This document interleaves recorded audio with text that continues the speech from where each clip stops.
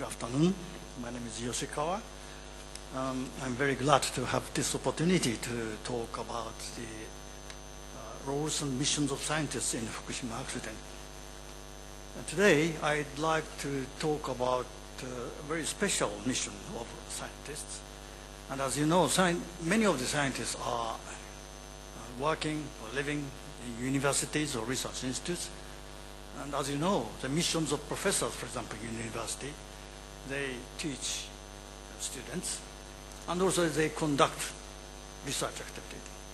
And sometimes research is, some professors say, research is the most important factor for scientists, because if they do not conduct good or well-accepted research, he or she cannot get any research money, and will be forgotten from the society, and they will not be promoted to good positions. So that is very important.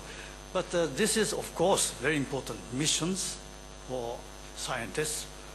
But of course, education is the next, or I would like to say first important missions, and it is nothing necessary to say anything about this. But people say that the professors have a third mission, which is the contribution to society. But this point is not well understood among people, especially among scientists. And traditionally or recently, I'd like to say that many of the universities, especially the national universities, they say, yes, we are doing very important contribution to society, because periodically we shall organize open conference to the general public about sciences, maybe twice or three times in a year. Yes, that is very important mission for scientists to do so. That is a communication from the special disciplines, for example, physics, chemistry, economics, or social science, etc., etc. And it is very important because general public, normal people, are very much interested in what kind of things are being conducted in those scientific regions, scientific disciplines. And it might be very helpful for general public, normal people, to understand them and apply them to the everyday life. But it is something, one-way contribution. It's a one-way communication from the scientists to general public. It is, although it is very important, but I would like to say this is not enough for scientists to do. And today's topic is a little bit different from these things. Not research. I would like to touch upon research activity in the later part of my talk. But the first is the necessary contribution to society, which is called advices to social entities. Because when someone, for example, government or companies or someone, everyday general public, when they wish to make some kind of decision, in modern societies, I think many of the subjects are connected very closely to scientific knowledge. So maybe scientific knowledge will be necessary to be used, to be utilized for such decisions.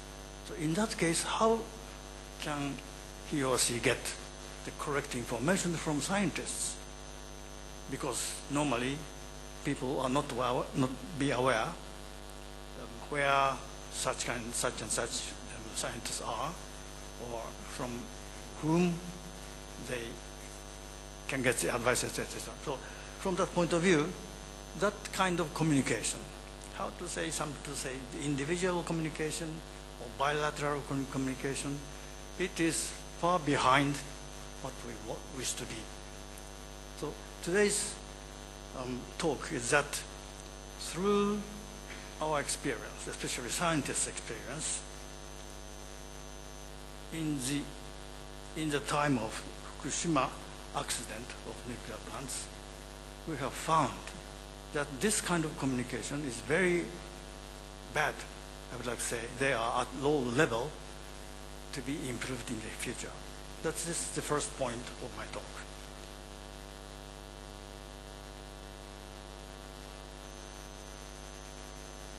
So as I have said, today's topic are two. One is advice, second is research. And very roughly, I would like to say there are many scientists and practitioners or experts within the society. Let me have a look at this. So this is society. This is some kind of a conceptual society. But just surrounding the society or within society, there are many special practitioners, medical educator, medical doctors, nurses, care workers, clinical engineers, industries. All there, I would like to say, very special. There are some people who have special knowledge, which is different from others. So I would like to say they are special practitioners, and those people are supporting the society. So without those special practitioners, society can never go operated even in a day. So I think contribution of those practitioners is very important. And if the informations or contributions from these practitioners are operating very well, then I would like to say society is going very well. So without any of them, I think the society will be something, not disaster, but something lack of good environment, I would like to say. But again, I would like to say those practitioners are more or less educated in special field of science. For example, medical doctors who diagnose and cure, they are backed scientifically by medical science or medicine. And all of them are graduated from the special courses of University of Medicine, and they have very special knowledge. So that's the reason why we can say they are practitioners, special practitioners of specialty, and we believe that they will do good things to us. And if you look at other points, there are many, again, there are many kinds of scientific disciplines. There are medicine, bioscience, synthesiology, and that is some kind of theory of synthesis, and engineering science, management science, agricultural science, crisis management, psychology, mathematics, linguistics. So natural science, humanities, and also social scientists. They are separated into disciplines, and maybe researchers are every day conducting researches to improve the content of knowledge in each field. And we call each field as discipline, and discipline is well established. It is easy to learn, easy to promote, easy to progress, easy to learn, and easy to apply for practical cases. So from that point of view, these practitioners learn those basic science, and at the same time, they learn how to, special methodology, how to apply for everyday works. So that is some kind of harmonic relationship of a society, which is thought from the viewpoint of science and technology and some kind of actions in society. So this is very good. Now, I think from some point of view, I would like to say in Japan, this kind of situation has been well established these several hundred years, not 100 years, but some years. And now we are maintaining rather good relationship between them. And of course, locally there are many problems. And every day we find some articles in the newspaper. There are some kind of a struggle between medical people with others, etc., etc. But although we think they are not complete, perfect, but roughly we can say we have already established such kind of a good structure within the society. But this kind of harmonic structure of society will be not directly applied for in the case of crisis. So it is very easy for us. We should pick up the case of Fukushima's accident. This is real experience, of our real experience.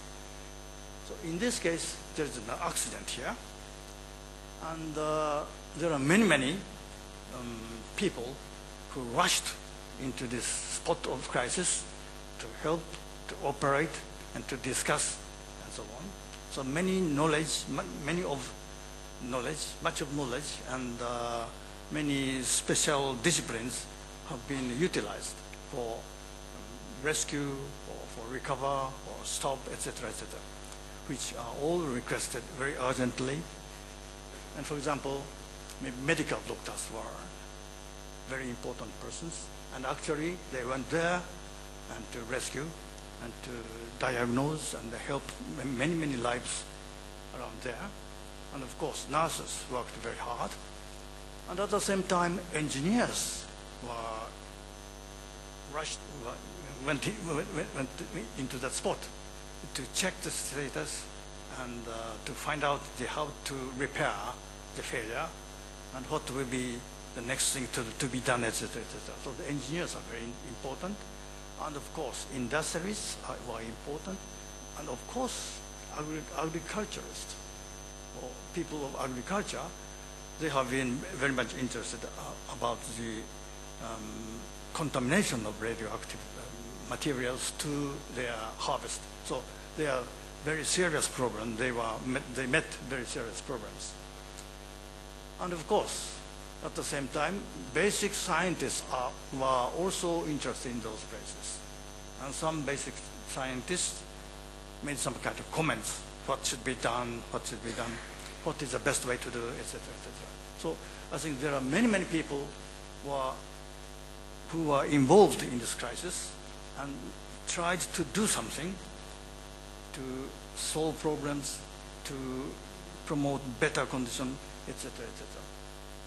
And not only these direct things, of course, political scientists were in a very big confusion because they have been always highest responsibility to decide everything, how to control the accident in Fukushima. And of course, statesmen, administrators. I don't know how political science or policy science people have, this is not myself is an engineering profession, so I have not well acquainted with those matters. But I think they have some proposals to politicians, etc. So I think this harmonic relationship will be re-edited, I would like to say, reformed into a special system which can cope with this kind of crisis. But unfortunately, I would like to say, this was not successful in the case of Fukushima, and that not only failure, but also failure of the accident, failure of the plants. I found some kind of insufficiency of the present social system by which those different scientists can cooperate. That is the point. So, very roughly, when we look at only the information flow in this case, so as I have already said, there are many actors or some people who must make the decisions. And in this case,